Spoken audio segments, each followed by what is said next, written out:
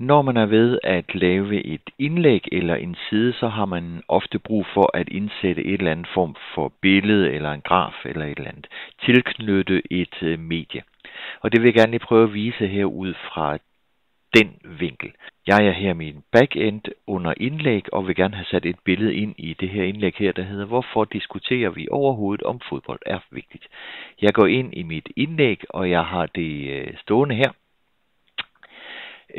Jeg vil gerne have tilføjet noget, og enten så kan jeg gå herop og klikke her på plusset herop, hvor jeg jo får hele arsenalet af muligheder, men rent faktisk lige præcis det her omkring billeder eller et galleri, kan man også sætte ind her, kan jeg faktisk også tilgå direkte hernede i det her lille plus her. Hernede der er der mulighed for altså at få indsat enten billede eller galleri. Galleri kommer vi til lidt senere her. Jeg skal indsætte et billede, og når jeg klikker på det ikon her, jamen så får jeg muligheden for her enten at uploade et billede. Det vil sige, det er et billede, jeg ikke har lagt ud på min hjemmeside endnu, eller et, jeg ikke har brugt tidligere.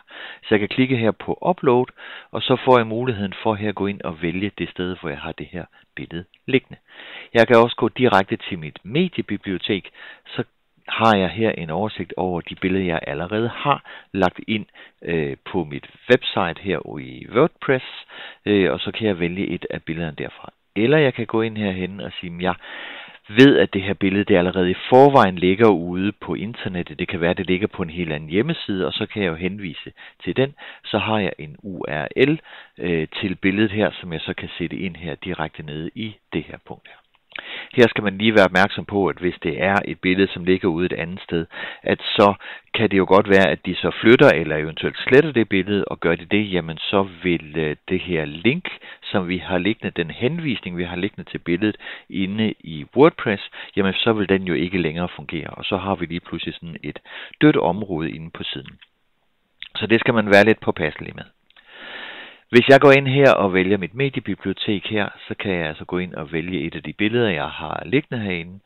Og her kan jeg så gå ind simpelthen og prikke den ud, sige vælg, og så er billedet sat ind her, og jeg har så nogle muligheder for her også at gå ind og ændre lidt i størrelsen på billedet her. Og nogle andre muligheder heroppe, som du lige kan undersøge lidt omkring, hvad der er af ting her, vi kunne lege med, hvis vi synes, det kunne være fint. Så helt kort og godt, så kan jeg her vælge at uploade det. Jeg kan vælge at prikke et billede ud fra mit mediebibliotek, eller jeg kan indsætte en URL til et billede, der findes på nettet i forvejen.